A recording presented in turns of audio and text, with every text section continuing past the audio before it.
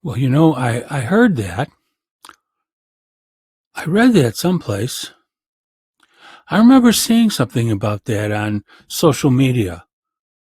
I remember reading a little tiny article about that. We live in a world of communications, world where things are communicated very quickly. Today, I'd like to look at communication and how we can make our own communication with each other better.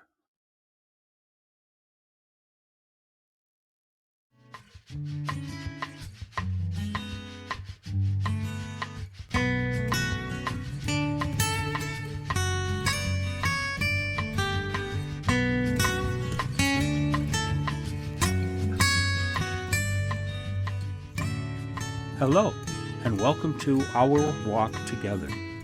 This is the place where we have a chance to listen and to learn from others on our walk. My name is Paul Long, and I will be your host, but also a fellow traveler. I'm glad that you're able to join me today on Our Walk Together.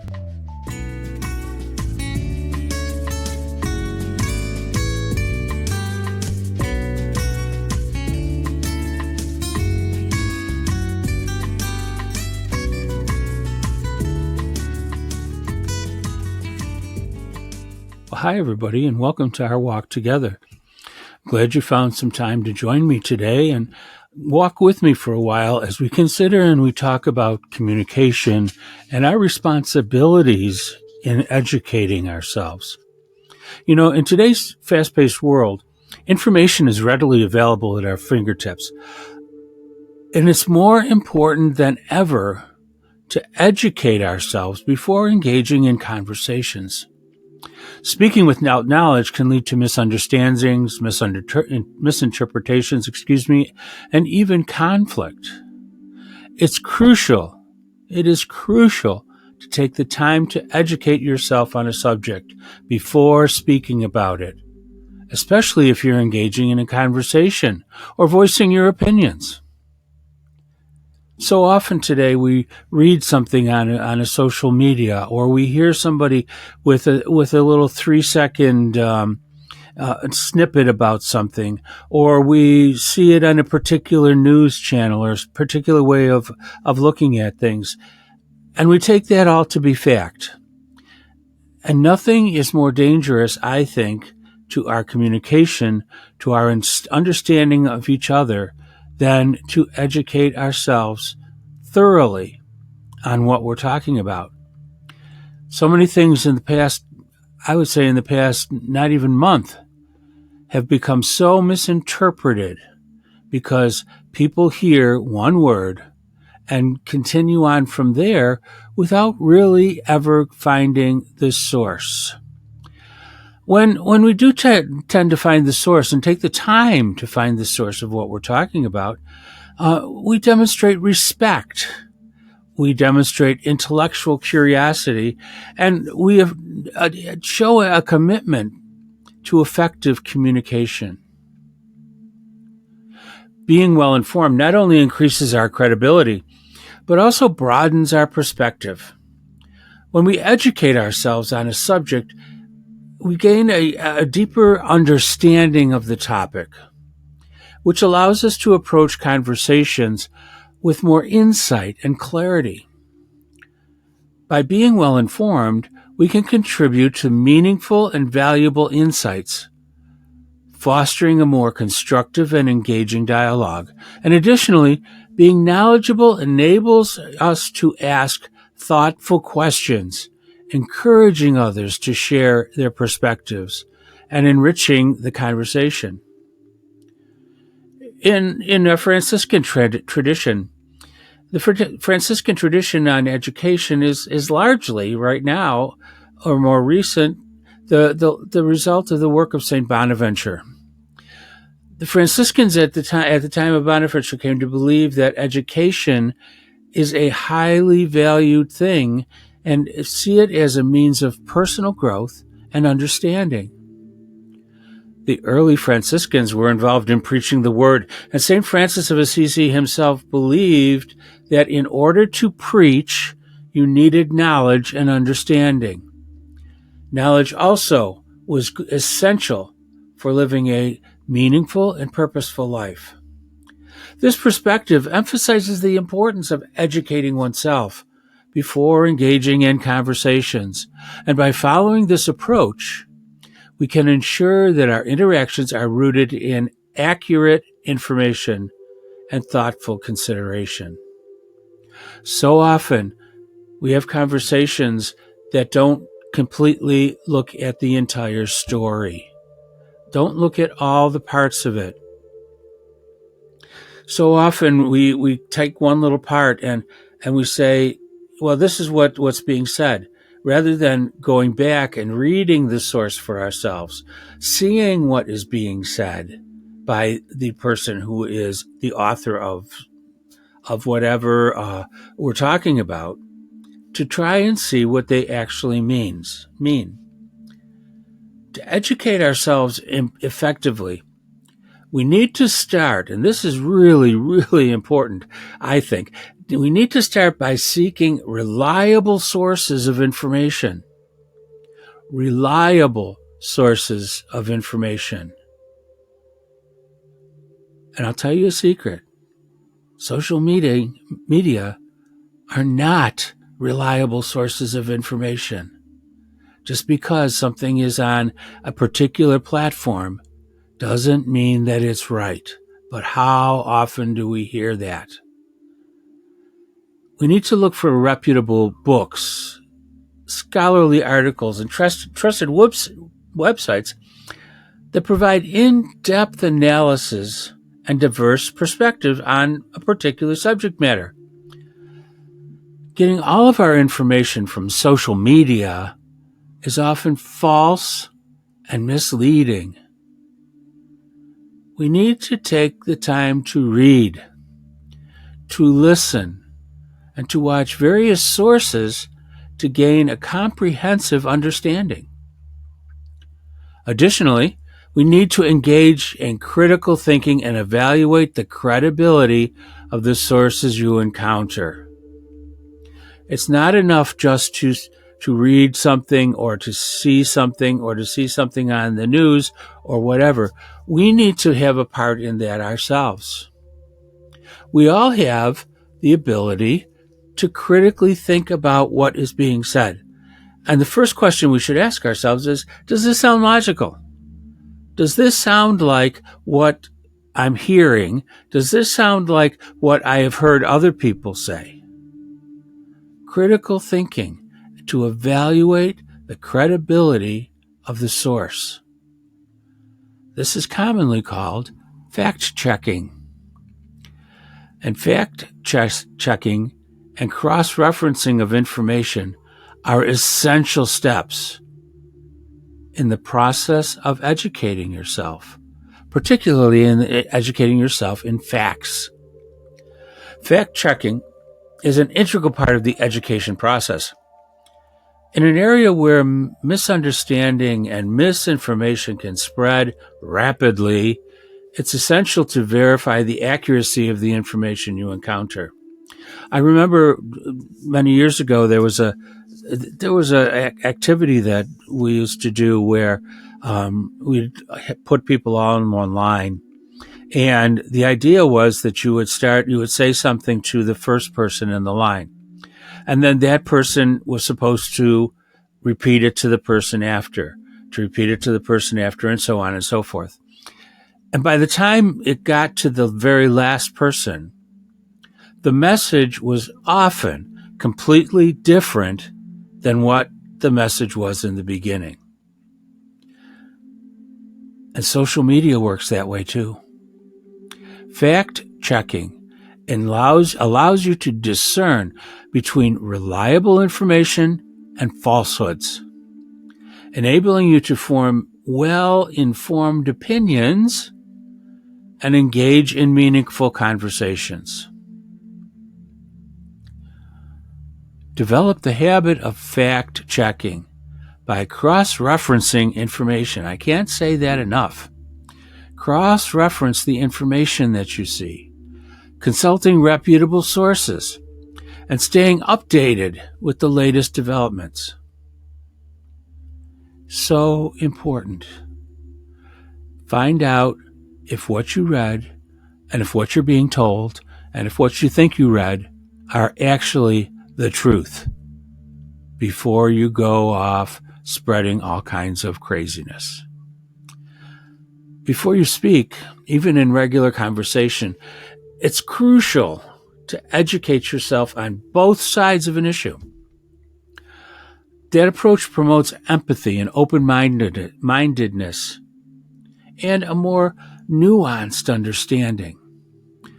By exploring different perspectives, you can develop a well-rounded viewpoint and engage in more meaningful conversations. If all of your information comes from one source, and all sources, no matter what they are, news sources on television, television programs, particular networks, it's what we read in social media, what we read on our computers, they all have a particular viewpoint. Sometimes they're pretty close to the truth, and sometimes they're way far away. But we need to look at those different perspectives. By looking at those, we get to be a little bit more well-rounded in what we're talking about. Maybe we could just take a minute when we're doing that to see the other person's opinion, see the other side of a particular issue, and see where we fit in there. We need to understand the other person too. Understanding both sides of an issue allows us to appreciate the complexities and the nuances involved. Nothing in the world is as easy as a one-sentence social media post. That doesn't exist. Everything is much more complex than that, much more nuanced than that. And we need to know that, know what's being said. Those things can lead to a more productive and respectful dialogue and conversation with each other. When we speak without any kind of understanding of both sides of an issue, it can be really detrimental in effect to effective communication. It can perpetuate misunderstandings, reinforce biases, and contribute to the spread of misinformation. By neglecting to educate yourself on opposing viewpoints, you limit your ability to engage in productive conversations and miss out on the opportunities for personal growth and learning. How many times do we take the time to try to see the other person's point of view? And that's on both sides of the fence. We can't make these dogmatic statements without understanding what is being said by everybody. It only leads to misunderstandings and misinterpretations. After we educate ourselves on a subject, then it's crucial to approach conversations with an open mind and a willingness to listen. An open mind and willingness to listen does not mean that you have to agree. What it means is you show enough respect for the other person to be open-minded and listen carefully to what they say. So often in our conversations, we find ourselves listening to something, and then the first thing that comes to our mind is the yes, but. We spend so much time trying to find and formulate our response that we don't hear what's being said. We need to stop that. We need to stop and listen to what the other person is saying. Again, we don't have to agree. There's nothing that says we have to agree. But we need to be willing to listen. We need to respectfully share our insights and also be receptive to different perspectives. Nobody sees things exactly the same way. We need to have a receptivity in ourselves to see that somebody looks at this question from a different viewpoint than I do. Maybe they're coming from a different background than I do. Maybe their basic beliefs are slightly different than mine. That's their perspective, and we need to be respective. We need to respect that. We also can ask questions. We can ask questions to further the discussion and seek some kind of common ground. Common ground is one of those things that I sometimes wonder if it even exists anymore. We live in a society, I fear, where the only way that something can be right in our mind is if it's what we believe. It doesn't have anything to do with seeking common ground. It's my way or the highway. I'm right, you're wrong. That's not common ground. Remember, please, that the goal is not necessarily to change someone's mind, but to foster understanding and promote a constructive dialogue. By embracing empathy and the great Franciscan virtue of humility, you can engage in productive conversations that lead to personal growth and mutual respect. Again, you don't have to agree, but you need to come to an understanding that we all have different thoughts on different things. In conclusion, educating ourselves before speaking is essential for effective communication. Educating ourselves before we get on our typewriters not typewriters, there's my age again, before we get on our keyboards or before we start typing things into our cell phones. By taking the time to acquire knowledge on a subject, we then demonstrate respect and broaden our own perspective and contribute, therefore, in a more meaningful conversation.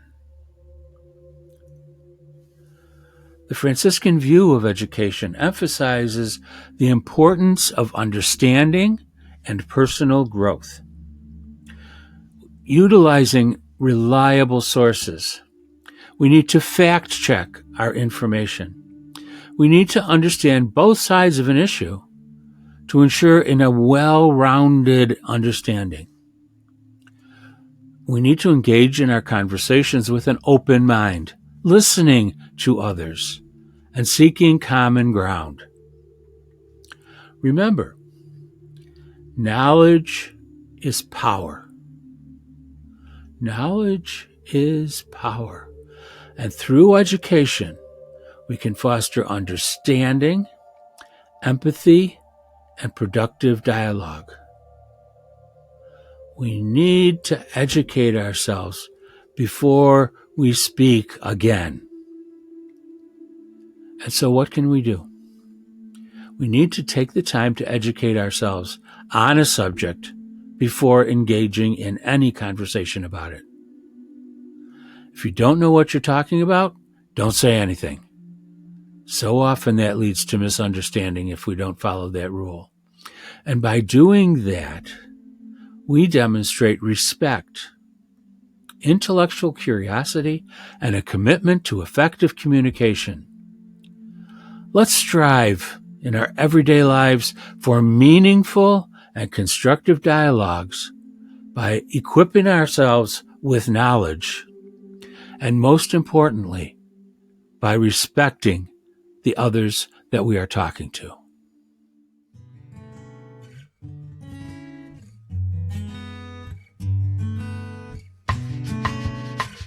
Well, the music means that our time together is at an end.